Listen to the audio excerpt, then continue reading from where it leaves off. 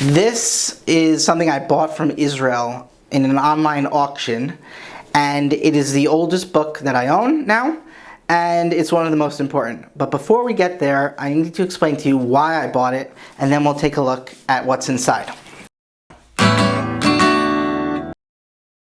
Okay, so if you join me here, I want to step back 1,000 years in time, and we're going to look at what the Bible looked like 1,000 years ago.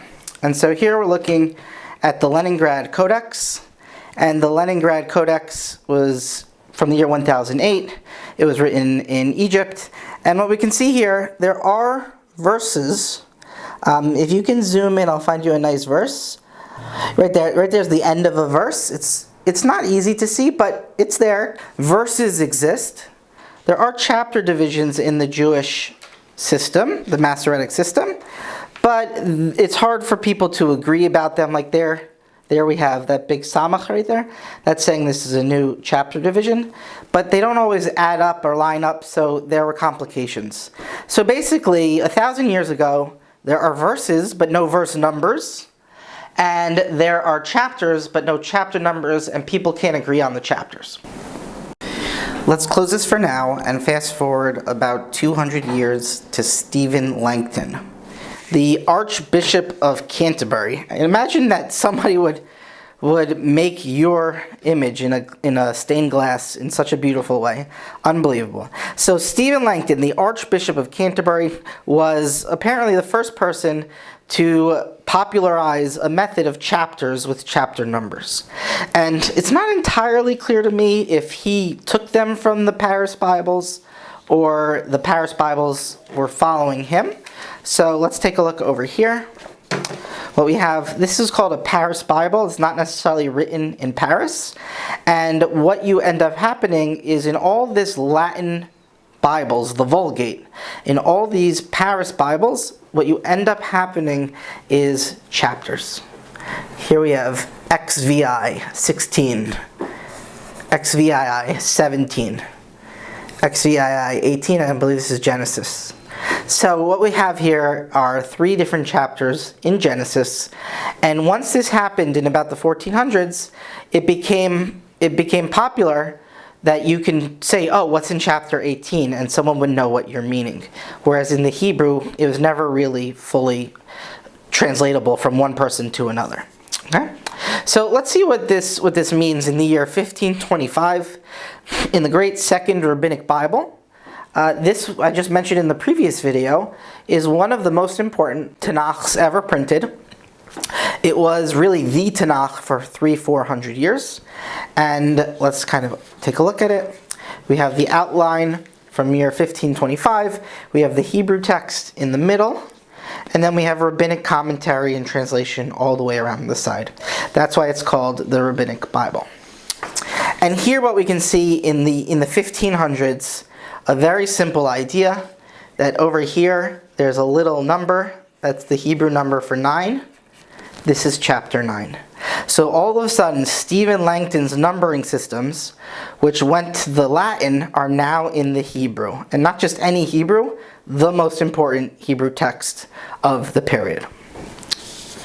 Okay, so before we get to my book, just one more picture of what the Bible looked like before verse numbers.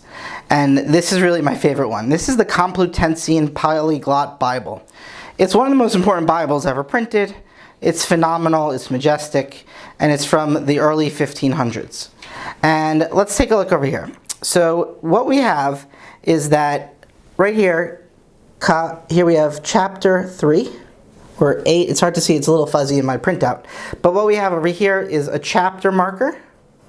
And if you can look here, there's a little thing, an A and a D. So before verse numbers, you would split the chapter into letter sections. So you would say chapter 8, section A is somewhere in here. Chapter 7, section D is somewhere in here. So before we had actual numbers for the verses, it was like, hey, go to chapter 8 in this vicinity. It's kind of like when you park your car in a giant parking lot. I know I'm in section A. I don't know where, but I know I'm in section A. That's what this is. So we still don't have verse numbers. Let's take a look to when all this changed. So what I'm going to show you here is a book called Me'ir Nativ, the enlightening of the path, or the one who shows the path, makes it light. And this was written in the 1400s by a man named Isaac Nathan. And Isaac Nathan was a fascinating, little-known Jewish merchant who was also involved in biblical studies. When he was a kid, for some reason, he was spending a lot of time with Christian missionaries, specifically the Franciscans in Spain, in Arles, Provence, southern France, in Arles. And so he's spending a lot of time with these missionaries who are arguing with him. And he didn't like that. And he was saying to himself, I want to be able to answer these people. And the missionaries had something of an advantage against him. They had something called a concordance, which basically tells you where to find anything in the Bible. Absolutely any word, you'll be able to find it in the concordance. And although these concordances were cutting edge at the time, they still use that clunky system of having the chapter number and then the section, like chapter 8, section D, chapter 9, section A. And so Isaac Nathan always felt that that was an advantage that they had over him, and he could never really even the playing field. So what he decided was he was first going to translate the Christian concordance, but it didn't make so much sense because the Christian concordance was based on the Latin. And meaning you're translating a translation of a translation. So it's not really as helpful. If you know Hebrew, it's much better to just see the original Hebrew. And so that's what he did. He said, I'm going to start. He hired a number of people. He had to spend money to do this. When the concordance was made in Christian circles, there were orders of monks who could do it. But Isaac Nathan was a wealthy man, and he paid for it himself. And he made a concordance. And in that concordance, which is we're about to see, the Me'ir Nativ, the first edition was from the early 1500s, about 1520 something. This is not that. This is not the first edition. This is the second edition from 1581. So let's take a look.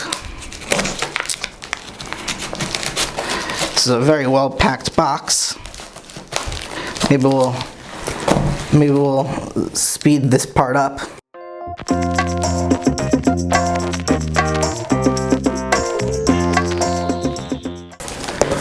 Wow. Wow, wow. A book from the 1500s, 1581. This is older than America.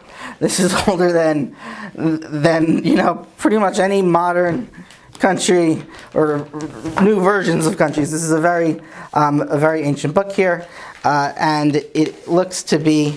This is the auction house I got it from, Kedem, and here we go. I'm going to open it up. Now, I've bought stuff from them before. They never kind of wrapped it like this. I think they understood just how old this book was and fragile. Okay. Here we go.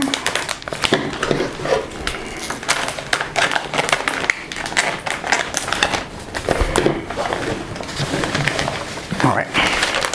So let's open this up.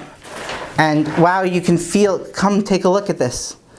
There used to be a clasp to hold it shut. There's a metal clasp here. This is magnificent. This is such a, oh my goodness, there's writing on the leather binding. This says Prude, Fide. It looks to be Latin. Wow, unbelievable. You can just, and it's hard. I wonder if this is probably a wood. I think this is a wood cover. Yeah, look. This is wood.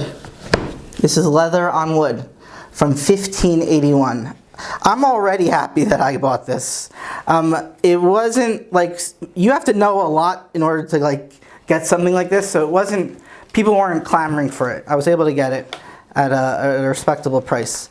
But here we go, Me'ir Nativ, the lighting of the path.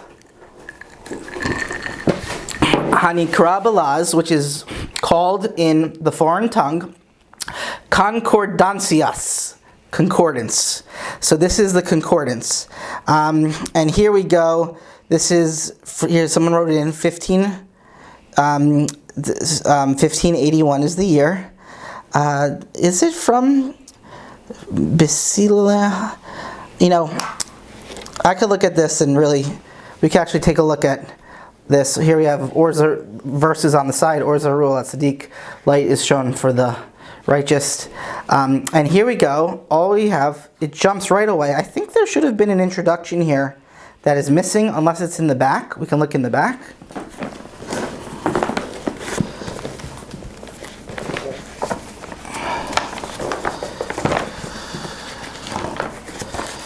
No. So I think it's actually missing an introduction here, but let's open to a page and see what we get. Okay? And we're going to see if it lines up with what we have. So what he did is he said, I'm going to tell you every word in the Tanakh, and not only am I going to tell you where the chapter is, and I'm not going to tell you which section in the chapter, I'm going to tell you which verse number it is. So he was the first person to do that. So let's take a look over here. Here we have the word Birushalayim Asher. This is going to be in Ezra chapter 1, verse, it's hard to see if that's a verse 2. Let me get my Bible. Let's take a look. Okay, so we have Ezra, Birushalayim Asher, Aleph, Bet. Let's find the book of Ezra very quickly. And it says 1 verse 2. Okay, and it says Birushalayim Asher, Birushalayim Asher. So this is the word that we're looking for, Birushalayim Asher. And here we have Birushalayim Asher. There it is. So this was the first time that chapter numbers were put into the system. And once this came out in the 1500s, all of a sudden you end up with something like this. The King James Bible, less than a century later, this is the King James Bible. And we can see here that you have chapter 35, verse 1, 2, 3, 4, 5, 6, 7, 8. And so we end up happening is that once the Meir Nativ did this, everyone said, this is very useful, let's do it. Now, I actually read an article recently by someone named Ben Shalom.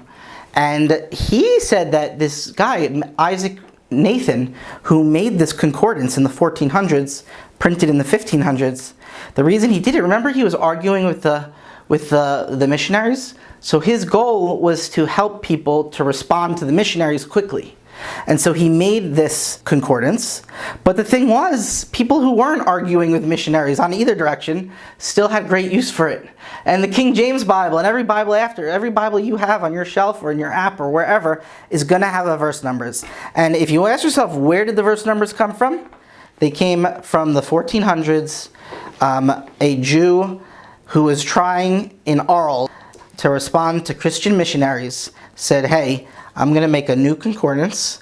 If you're going to study the Tanakh, you want to use the Hebrew original, and this would be reprinted and changed and adapted, etc. for many, many centuries. I even have 2 concordances in my room over there. I won't show them to you right now, but that is that. So if you like this kind of study, trying to get underneath the biblical text, trying to understand it in the biblical Hebrew, you should come study biblical Hebrew with me at the Biblical Hebrew Certificate Program at the Jewish Theological Seminary, online, on Zoom. You should come check it out. I hope to see you soon for the next video.